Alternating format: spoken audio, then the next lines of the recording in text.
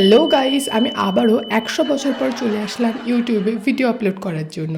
তো যাই হোক, আজকে সকাল থেকেই দেখছিলাম আকাশটা ভীষণ মেঘলা করে আছে, আর আমি তার সত্ত্বেও রেডি হয়ে চলে গিয়েছিলাম আমার ড্রয়িং ক্লাসে। আর আজকের দিনটা ছিল আমার কাছে ভীষণ স্পেশাল, কারণ আজকে ছিল আমাদের গ্রামের শীতলা পুজো। দেখো, পুজোর সময় সকলে কিন্তু আমরা একটু ব্যস্ত থাকি, তো তার মধ্যে আমি যেটুকু ভিডিও শ্যুট করেছি আমি সেইটুকুই তোমাদের সামনে তুলে ধরবো। তাহলে চলো বেশি দেরি না করে আজকের দিনটা আমি কি করলাম, কিরকম কাটালাম, তোমাদের সাথে আমি সেটা শেয়ার করছি।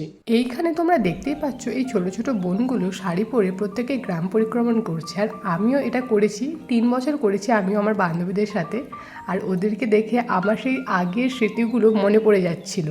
এই যে দেখো, আমাদের বাড়িতে কে এসেছে, তারপরে ভাই ওকে কয়েকটা বিস্কুট খেতে দিল, আর আমি ক্যামেরা নিয়ে যেতেই ও ভয়ে ওখান থেকে পালিয়ে যাচ্ছিল। আর আমার মা ঠাকুরতলাতে এখানে পুজোর জোগাড় করে রেখেছিল। তারপর আর কি মা শীতলা পালকিতে করে আসলো আমাদের বাড়িতে, আর ভীষণ তাড়াহুড়োর মধ্যে, কেননা আমাদের গ্রামে অনেকগুলো ঘর আছে, প্রত্যেক বাড়িতে ঠাকুর নিয়ে যেতে যেতে মা শীতলা তার মন্দিরে প্রবেশ করতে করতে সেই রাত 9টা বেজে যায়, জানো তো। তারপরে এখানে বাতাসাগুলো আমি আর আমার ভাই কুড়োচ্ছিলাম। তারপর এক এক করে ঢাকিরা আসলো আর মা তাদেরকে পয়সা দিল। তারপর একের পর এক এইভাবে পালকি কাঁধে নিয়ে প্রত্যেকের বাড়িতে বাড়িতে মা শীতলা গেলেন। ও এইখানে আবার একজন শিব সেজেছে। পালকি কাঁধে নিয়ে দাদাগুলো এত দ্রুত দৌড়চ্ছিল, তাই পাশ থেকে একটা কাকু বলছিল, আরে আস্তে যা আস্তে যা।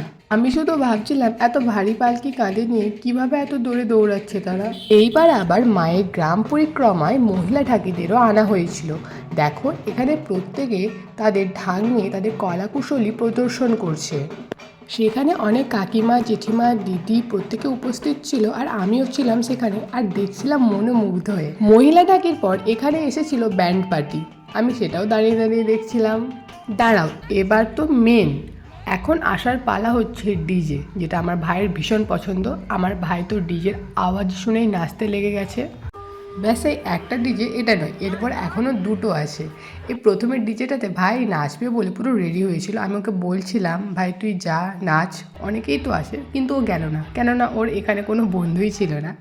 তো যাই হোক, এই ছেলেগুলো তো যা নাচছিল, বাপরে বাপ, আমার একটু নাচার ইচ্ছে হচ্ছিল, কিন্তু কি করবো, এখানে কোনো মেয়ে নেই, তাই আমি এখানে নাচলাম না। ওই যে একটা যেতে না যেতে আর একটা এসে হাজির। ভাই বলছিল এই ডিজেটা নাকি দিশা মিউজিক। যাই হোক হবে একটা, আমি অতটাও ঠিক জানি না।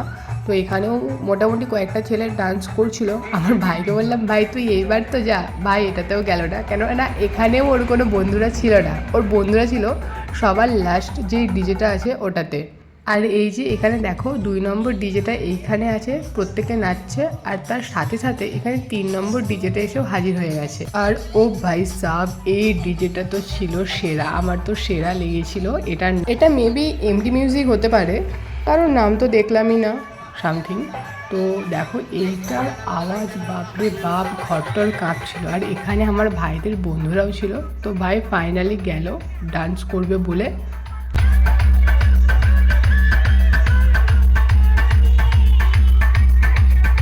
আর এই ডিজেগুলো ফার্স্ট টাইম না, আমাদের প্রত্যেক বছরই মায়ের পুজোতে এই ডিজেগুলো হয়। এই ডিজেগুলোর মেন কম্পিটিশান হয়, আর অন্য অন্য জায়গা থেকে অনেকেই আসে। কার কেমন লাগে জানি না, তবে এই ডিজে রোড শো দেখতে আমার তো সেরা লাগে ভাই, সেরা সেরা।